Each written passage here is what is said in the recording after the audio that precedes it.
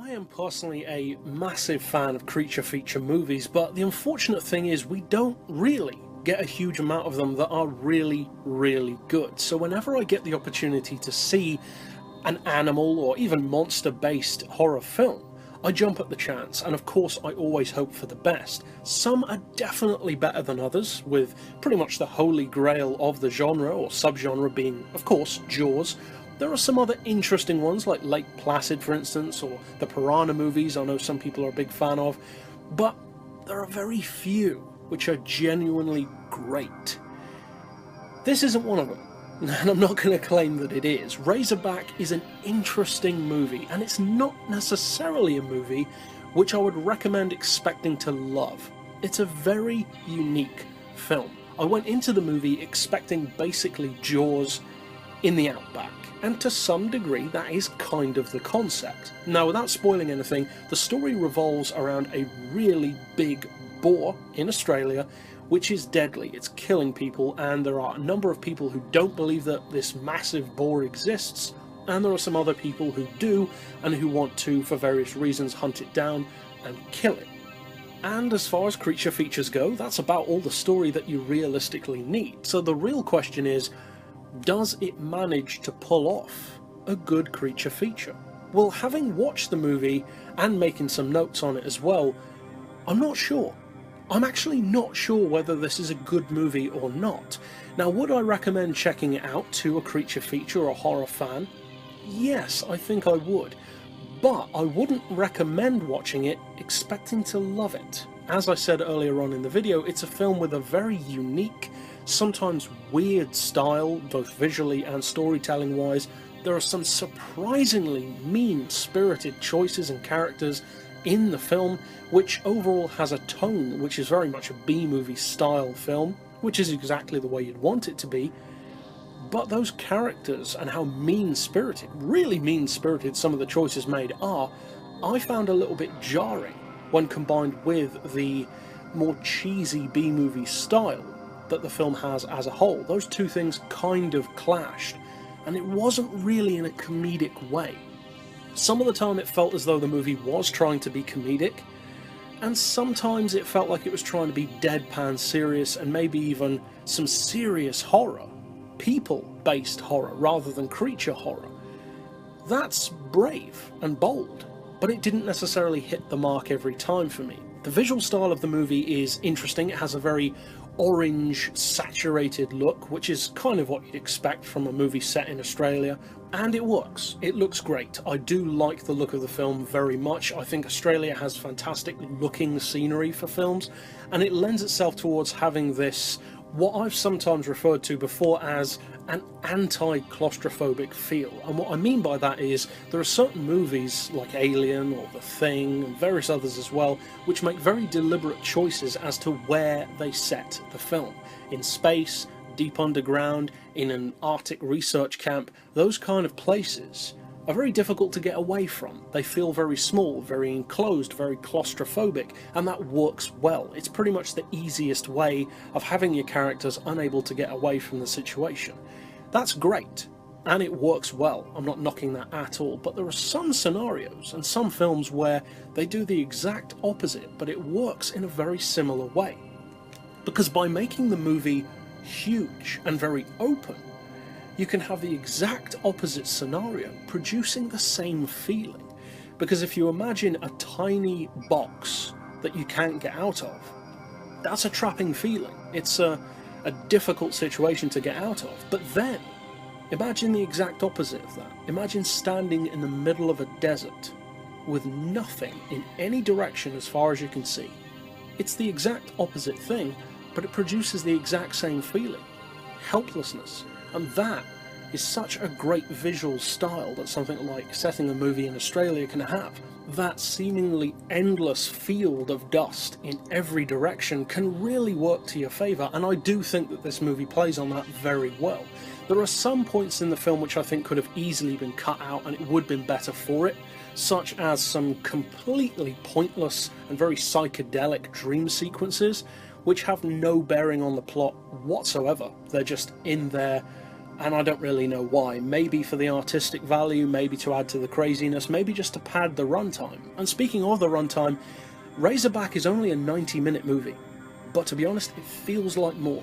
It feels more like an hour and 45 or even close to 2 hours because the pacing is definitely too slow. Now when you see the creature, which is very rare, the pacing gets better, as you'd hope it would, but there's not enough Razorback in Razorback. You don't get to see the creature enough, and of course, there are great movies where you don't see the creature enough, like Jaws for instance. It's a perfect example of that. But at the end of the day, that wasn't intentional. Spielberg wanted to show the shark more, but it didn't work as much as they wanted it to, mechanically speaking. In this scenario, I don't know if something similar happened, but it's not really in the movie as much as I would have wanted. You see a tusk here, a hoof there, here a snort there, some fur over here, and although it's effective, at a certain point you just say, well, come on, I want to see the creature, and unfortunately, you only really get one decent look at the creature, and it's not even towards the end, and you can kind of miss it. It's a blink and you'll miss it moment where you do get to see the size of this Razorback, and it's cool to see it, and it is a practical effect, but I just wish it was in it a bit more so that you could appreciate this massive, intimidating animal, because in real life there are certain creatures which are very easy to underestimate. Hippos, for instance, they are deadly creatures, but people think, oh, they look soft and round. No, they will tear you up. A boar is a similar thing. Oh, it's just a pig with attitude. Yeah, I'll say it is, and it will kill you very easily. They will come through your legs like a cannonball and then tear you to pieces. Now imagine one the size of a car. That is the potential that Razorback has. Does it deliver on that? Well, not really. But is it a bad film? No, I wouldn't say it is. It's a film for people who definitely like creature features. I would definitely say go into it with an open mind, put aside any notions of being Jaws in the outback, and just enjoy the ride.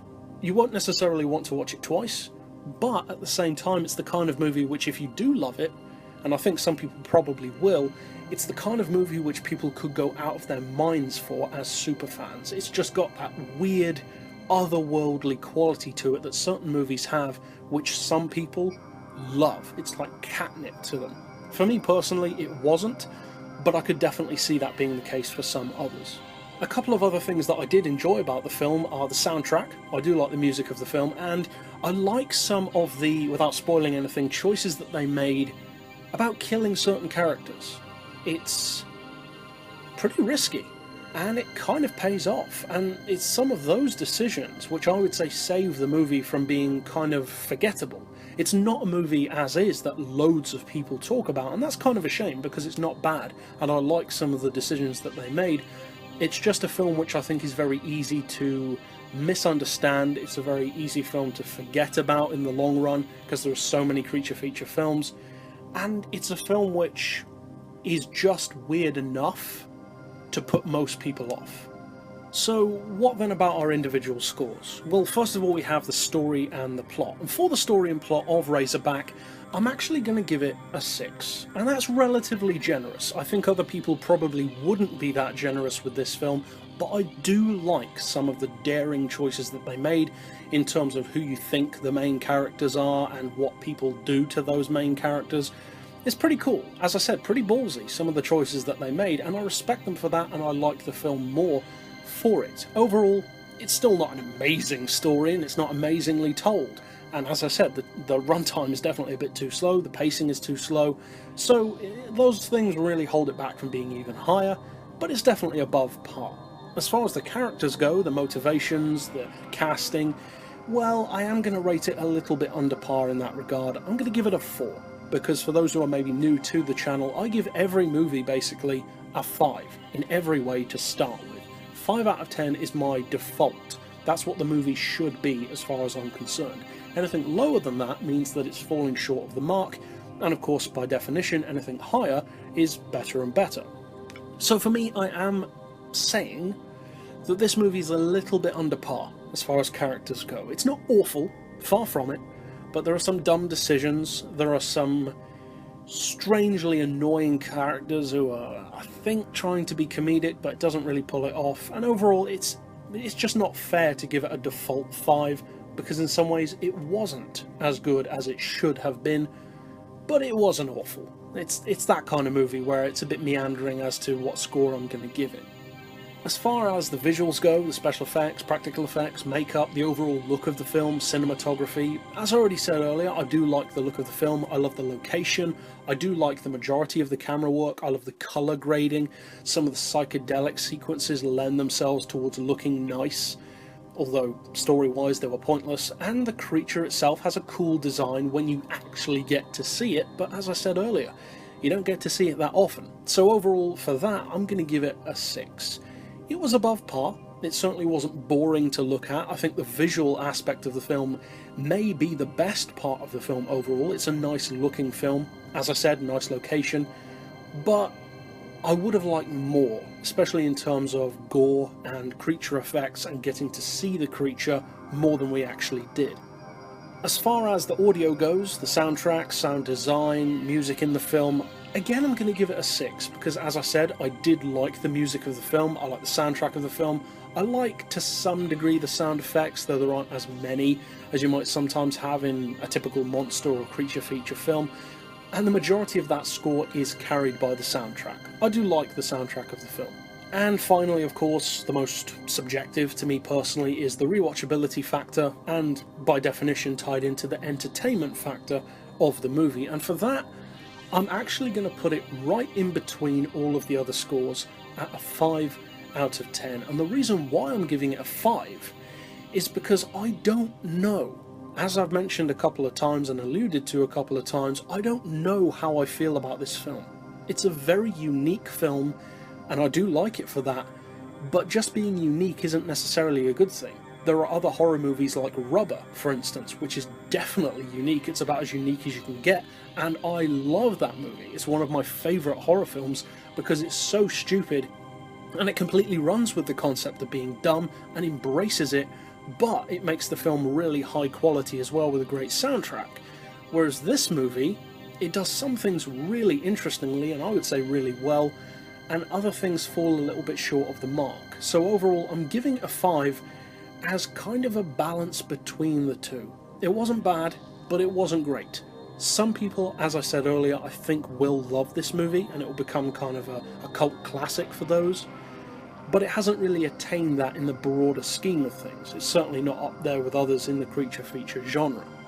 And overall, that means that as a tabulation of those 5 categories and 5 scores put together, I'm giving Razorback a reasonable 2.7 out of 5. And although that may seem a little low, and it is lower than many of the other horror movies which I've reviewed, I do feel comfortable with that score. It's definitely not a score that I would say makes it a bad film, or even a film that I don't like. It's just such a strange movie in the way it does things, and it's so radically different in some of the choices that it makes to movies which I love, that I still, as I said, don't really know entirely what I feel about the film. And I don't think I probably ever will, because it's just that kind of movie. So overall, I would recommend checking it out if it sounds intriguing to you, if you like horror films, especially of course if you love creature or monster-based horror films, then yeah, give it a try. It's undervalued, I would say, in its own weird little way. And that's it overall for this particular review, so I'll see you guys next time, and as always, thanks for watching.